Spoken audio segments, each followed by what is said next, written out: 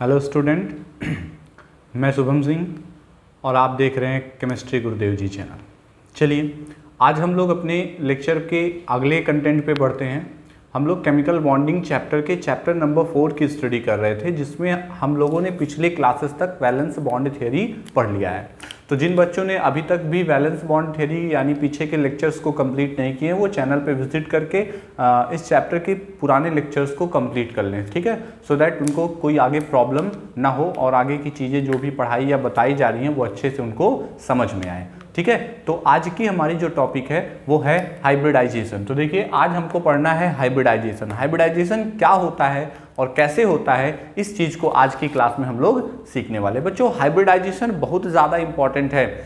आपको बताएं कि ये यहाँ से लेकर के कॉम्पिटिटिव लेवल तक आपके क्वेश्चन आके हैं, एकेडमिक से कॉम्पिटिटिव तक, बोर्ड एग्जाम, कॉम्पिटिटिव एग्जाम, हर जगह पर इसके क्वेश्चन अच्छे क्वेश्चन आते हैं और काफ़ी इंपॉर्टेंट भी चीज़ें हैं, इनको समझना काफ़ी ज़्यादा ज़रूरी है।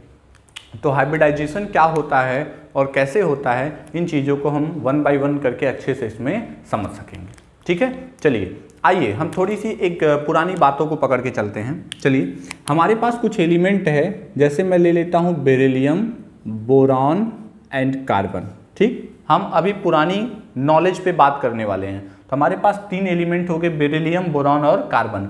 जैसा कि सबको पता है कि इसका एटॉमिक नंबर हो जाएगा 4, इसका हो जाएगा 5 और इसका हो जाएगा 6। आपको यहाँ तक कोई डाउट नहीं होना चाहिए। बेरिलियम का एटॉमिक नंबर 4, बोरॉन का 5 और कार्बन का 6 होता है। अब चलो अगर ऐसा है तो बेरिलियम का जब हम इलेक्ट्रॉनिक कॉन्फ़िगरेशन करेंगे तो ये आएगा 1s2 2s2। देखो 4 हो गया ना।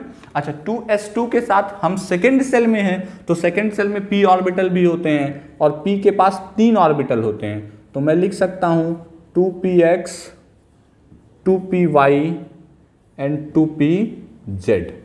अब इनमें 0 इलेक्ट्रॉन्स अवेलेबल है, तो मैं 0 लिख दे रहा हूँ। ध्यान रखिएगा, p में 3 ऑर्बिटल होते हैं, एक px होता है, एक py होता है, एक pz होता है। तो मैंने इन तीनों ऑर्बिटल को px py pz लिख दिया है और यहाँ पर चूंकि इसमें नंबर ऑफ इलेक्ट्रॉन नहीं है तो मैंने इन पे सब पे 0 इंडिकेट कर दिया है। अभी इसमें कोई दिक्कत नहीं है।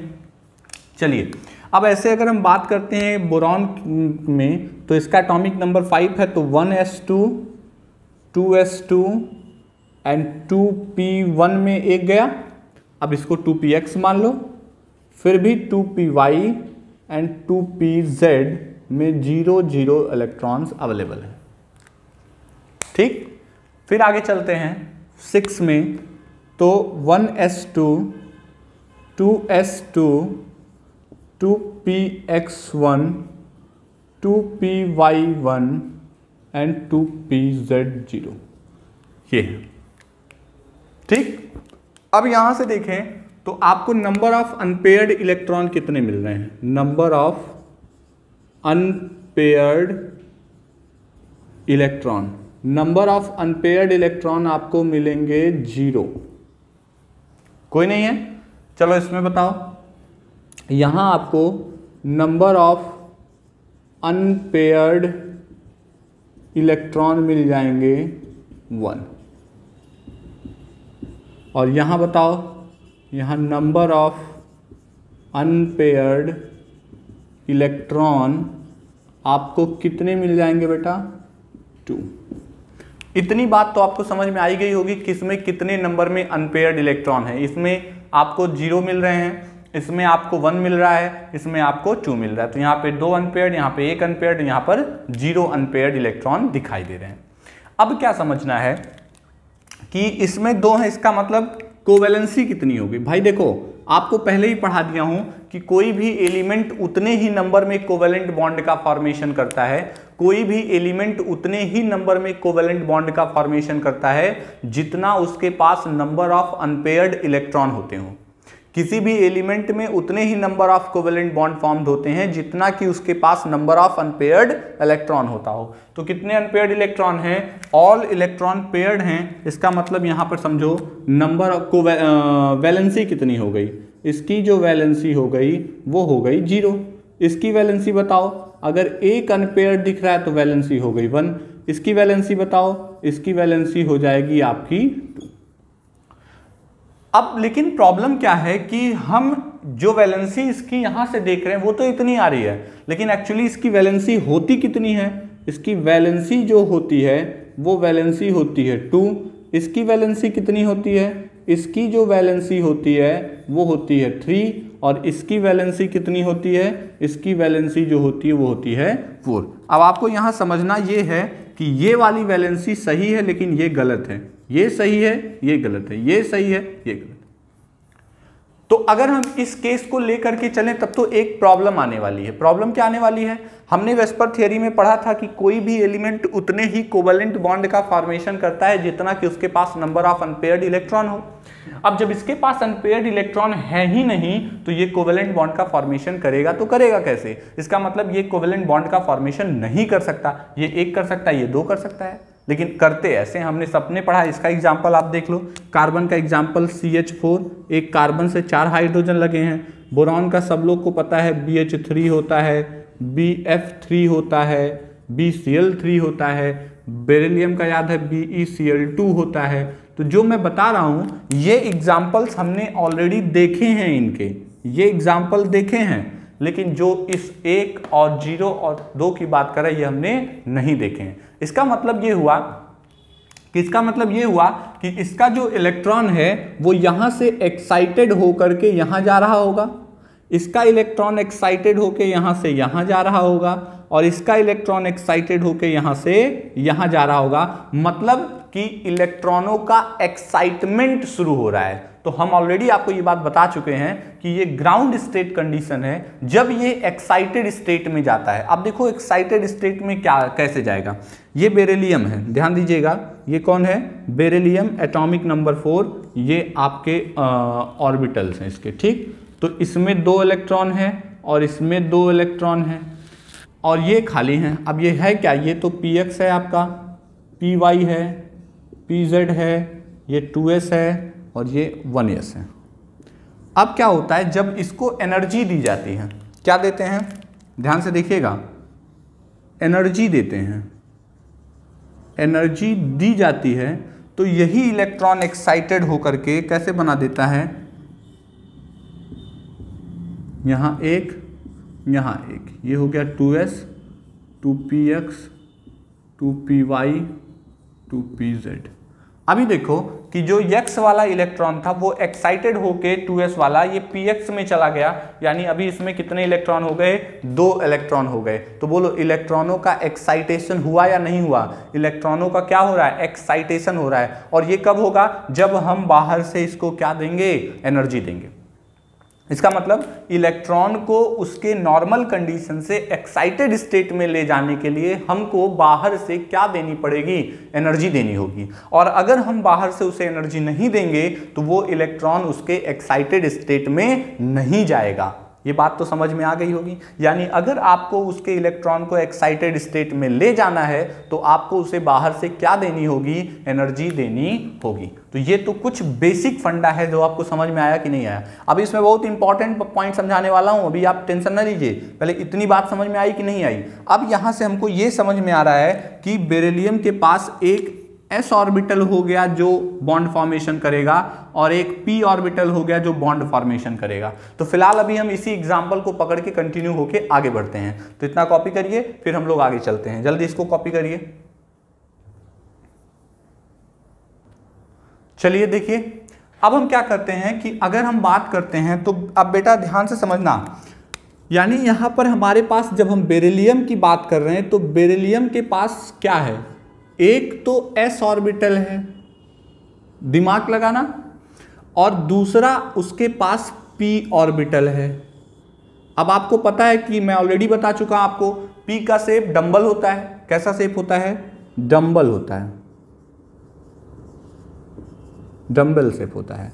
तो ये आपका कौन सा वाला है? ये आपका 2px है, और ये आपको पता ही है कौन सा है? कौन सा है? ये आपका 2s है। तो ये 2s और 2px दोनों में एक एक इलेक्ट्रॉन है। तो बॉन्ड फॉर्मेशन के लिए केवल वही ऑर्बिटल जाते हैं जिनमें अनपेयर्ड इलेक्ट्रॉन होते हैं। इसका मतलब ये ऑर्बिटल क्या करने जाएंगे, बॉन्ड का फॉर्मेशन करने जाएंगे। तो अब बताओ अगर एक s ऑर्बिटल जा रहा है और एक p ऑर्बिटल जा रहा है, मतलब एक s है एक p है, तो अब इसके साथ किसका हम एग्जाम्पल पढ़ रहे हैं, मान लेते हैं हम लोग पढ़ रहे हैं BeF2 का पढ़ रहे हैं, किसका पढ़ रहे हैं, BeF2 का पढ़ रहे हैं। तो BeF2 में कहने का मतलब स्ट्रक्चर कैसा होगा कि एक फ्लोरीन, फिर बेरिलियम, फिर फ्लोरीन, यही ना इसका स्ट्रक्चर हमने अभी तक पढ़ा है। भाई बेरिलियम के पास 2 इलेक्ट्रॉन हैं, तो ये दोनों इलेक्ट्रॉन बेरिलियम के हो गए। फ्लोरीन के पास टोटल 7 इलेक्ट्रॉन्स होते हैं, तो ये जो है ये इसका फ्लोरीन का हो गया। तो ये स्ट्रक्चर हमें अभी तक लेविस सिंबल या जो भी अभी तक हमने बॉन्ड फॉर्मेशन की प्रक्रियाएं पढ़ी उनमें ऐसे बॉन्ड फॉर्मेशन होता है। अब इसमें कोई कंफ्यूजन नहीं है। तो अब क्या कहना है कि यहाँ पे देखो फ्लोरीन की भी बात कर लेते हैं। तो फ्लोरीन का क्या केस है, फ्लोरीन का एटॉमिक नंबर 9 होता है। फ्लोरीन का कितना होता है, 9 होता है। तो यहाँ से आएगा 1s2 2s2 2p5।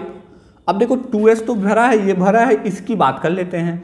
तो 2p में होते 3 ऑर्बिटल हैं, 1 2 3 4 5 इलेक्ट्रॉन हो गए। अब ये मान लेते हैं, अगर हम इसको मान लेते हैं ये है आपका 2px, सपोज दैट ये है आपका 2py और ये आपका है 2pz। तो 2px में अनपेयर्ड इलेक्ट्रॉन है, ठीक। बेरिलियम का केस क्लियर है। बेरिलियम का भी मैं यहाँ बना दूँ आपको ताकि डाउट ना रहे। बेरिलियम का एटॉमिक नंबर 4 है। एक्साइटेड स्टेट में बनेगा 1s2 2s1 2p1। अब इसका s में भी 1 इलेक्ट्रॉन हो गए और p के 3 ऑर्बिटल में 1 में है, ये मान लेते हैं 2px है और ये 2s है। तो s का शेप मैंने कैसा आपको बता दिया ऑलरेडी। s का शेप हो गया स्फेरिकल और p का शेप कैसा हो गया बेटा, डम्बल। तो यहां पर भी तो p है, तो ये भी तो कैसा ही होगा, बोलो, डम्बल होगा, ठीक। अब रूल के अकॉर्डिंग अगर समझें तो बेरिलियम से ये एक साइड तो मान लेते हैं स्फेरिकल शेप होगा, समझो ध्यान से, एक साइड कैसा होगा, स्फेरिकल होगा, और एक साइड हम मान लेते हैं कैसा होगा, डम्बल शेप होगा। सपोज करो, एक जनरल हाइपोथेसिस लेके चलो भाई कि बेरिलियम के पास एक s है और एक p है, तो एक का शेप डम्बल है, एक का शेप कैसा है, स्फेरिकल है, एक स्फेरिकल हो गया, एक डम्बल हो गया। अब फ्लोरीन का कैसा है, डम्बल है, तो फ्लोरीन में दोनों साइड डम्बल ही दिखा दो। चलो इधर भी डम्बल दिखा दिया, चलो इधर भी डम्बल दिखा दिया। अब बेटा एक बात बताओ, ये एक हो गया, ये एक हो गया, ये आप जो भी मान के चलो, आपका मान लो सेंट्रल एटम, सपोज दैट ये आपका कौन हो गया, बेरिलियम हो गया। समझने के लिए बता रहा हूँ बेटा, ये फ्लोरीन हो गया, ये फ्लोरीन हो गया। अच्छा बताओ, यहाँ पर जो सिग्मा बॉन्ड है, बॉन्ड तो सिग्मा बॉन्ड है, कौन सा बॉन्ड है, सिग्मा बॉन्ड, दैट्स इट। ये सिग्मा बॉन्ड है, ये भी सिग्मा बॉन्ड है, दैट्स इट, सिग्मा बॉन्ड है। अब बेटा एक बात बताओ, ये जो बॉन्ड बनेगा ये बनेगा sp सिग्मा बॉन्ड। कौन सा बॉन्ड बनेगा बेटा, sp सिग्मा बॉन्ड। और ये कौन सा बनेगा बेटा, pp सिग्मा बॉन्ड बनेगा, pp सिग्मा बॉन्ड। अब आपको मैं पढ़ा चुका हूं, आपको जब मैं अभी पीछे पढ़ा रहा था तो मैंने बताया था कि बॉन्ड कौन सा स्ट्रांग होता है। मैंने बोला था ss सिग्मा बॉन्ड जो होता है सबसे वीक होता है। इससे कौन होता है, sp सिग्मा बॉन्ड सबसे ज़्यादा स्ट्रॉन्गर होता है pp, क्योंकि जिस बॉन्ड में जितना ज़्यादा डायरेक्शनल कैरेक्टर होगा उसकी स्टेबिलिटी उतनी ज़्यादा होगी, यानी वो बॉन्ड उतना ज़्यादा स्ट्रॉन्गर होगा। तो यहाँ पर इसमें भी डायरेक्शनल है, इसमें भी डायरेक्शनल कैरेक्टर ज़्यादा, बॉन्ड ज़्यादा स्ट्रॉन्गर होगा और ये वीकर होगा, यानी ये हम कह सकते हैं स्ट्रॉन्गर, ये वीकर होगा और ये कैसा होगा, स्ट्रॉन्गर होगा। ये समझने की बात है, ये स्ट्रॉन्गर होगा। अब बेटा एक स्ट्रॉन्गर है और एक कैसा है, वीकर है, यानी इसकी बॉन्ड एनर्जी ज़्यादा होगी, यानी मोर बॉन्ड एनर्जी, इसकी बॉन्ड एनर्जी ज़्यादा है, और इसकी क्या होती है, लेस बॉन्ड, एक मिनट, ये वीक है ना, तो ये लेस बॉन्ड एनर्जी होगी और ये मोर बॉन्ड एनर्जी होगी, मोर बॉन्ड एनर्जी। चूंकि इसमें डायरेक्शनल कैरेक्टर ज़्यादा है तो इसकी बॉन्ड एनर्जी ज़्यादा होगी, इसमें डायरेक्शनल कैरेक्टर कम है तो इसकी बॉन्ड एनर्जी कम होगी। समझो समझो, टेंशन मत लो। अरे भाई इसमें डायरेक्शनल कैरेक्टर कम है, मैंने बताया था ना, जितना ज़्यादा डायरेक्शनल कैरेक्टर होगा बॉन्ड उतना स्ट्रॉन्गर बनेगा। कहते हैं ना कि जिसकी जितनी ज़्यादा गोल फिक्स, हमें इसी साइड जाना, ये काम करना है, वो ज़्यादा स्ट्रांगली वर्क करेगा। जिसका पता ही नहीं है कि वो किधर जाएगा, क्या करेगा, तो उसमें क्या होगा, केस डिस्टर्बेंस चलती रहेगी, तो वो अच्छा काम नहीं कर पाएगा। काम अच्छा कौन करेगा, जिसको पता होगा कि मुझे किस डायरेक्शन में जाना है। जैसे वो क्या कहते हैं, वो बच्चे अच्छा काम कर जाते हैं जिनको उनका गोल कंफर्म होता है कि मुझे फ्यूचर में क्या करना है, मुझे डॉक्टर बनना है, मुझे इंजीनियर बनना है, मुझे टीचर बनना है, XYZ जो कुछ भी बनना है, वो उनको कंफर्म होना चाहिए, तो वो अच्छा काम करेंगे। अब एक वैसे बंदे को ले लो जिसको कुछ पता नहीं, वो कभी कह रहा है मैं डॉक्टर बनूं, कभी इंजीनियर, कभी IAS, कभी PCS, कभी कुछ सब बन जा रहा है। जो देख रहा है जिसको IAS मैं ऐसा बनूंगा, फिर कभी देख रहा वो PCS मैं ऐसा बनूंगा, कभी वो डॉक्टर देखा मैं ऐसा बनूंगा, इंजीनियर देखा ऐसा। तो जिसका गोल ही फिक्स नहीं है वो अपनी पर्टिकुलर फील्ड में अच्छा काम नहीं कर सकता, लेकिन जिसका गोल फिक्स है वो अच्छा काम करेगा, यानी उसमें डायरेक्शनल कैरेक्टर ज़्यादा है। तो ये दोनों में इलेक्ट्रॉन डेंसिटी डायरेक्शनल है तो बॉन्ड स्ट्रॉन्गर होगा और ये वीकर होगा, राइट। तो इस हिसाब से कहा गया कि एक जो बॉन्ड होगा वो वीकर होना चाहिए और एक बॉन्ड स्ट्रॉन्गर होना चाहिए। इसका मतलब एक बॉन्ड अगर स्ट्रॉन्गर होगा तो जो बॉन्ड स्ट्रॉन्गर होगा उसकी बॉन्ड लेंथ कम होगी। बॉन्ड पैरामीटर ध्यान देना, जो बॉन्ड स्ट्रॉन्गर होगा यानी जिसकी बॉन्ड स्ट्रेंथ ज्यादा होती है उस बॉन्ड की बॉन्ड लेंथ कम होती है, तो यानी इनमें से एक बॉन्ड छोटा होगा, एक बॉन्ड की बॉन्ड लेंथ कम होगी और एक बॉन्ड की बॉन्ड लेंथ ज्यादा होगी। बट आपको बताएं कि एक्चुअली ऐसा नहीं होता है। दोनों बॉन्ड की बॉन्ड लेंथ इक्वल होती है, बॉन्ड स्ट्रेंथ इक्वल होती है। तो जब दोनों की बॉन्ड लेंथ और बॉन्ड स्ट्रेंथ इक्वल होती है तो थियरी कह रही है दोनों इक्वल है, बट हम जब इस पे अपना कॉन्सेप्ट अप्लाई कर रहे हैं तो ये कह रहा है अलग अलग आएगा, यानी ये मिसमैच हो रहा है, चीजें फॉलो नहीं हो रही है। प्रैक्टिकली देखा कि सेम है, थियोरेटिकली देख रहे हैं अलग अलग आनी चाहिए। तो अगर ऐसी प्रॉब्लम आ रही है, ऐसी समस्याएं आ रही हैं तो डेफिनेटली हमारी थियरी कहीं फेल है, कहीं कुछ ना कुछ प्रॉब्लम है।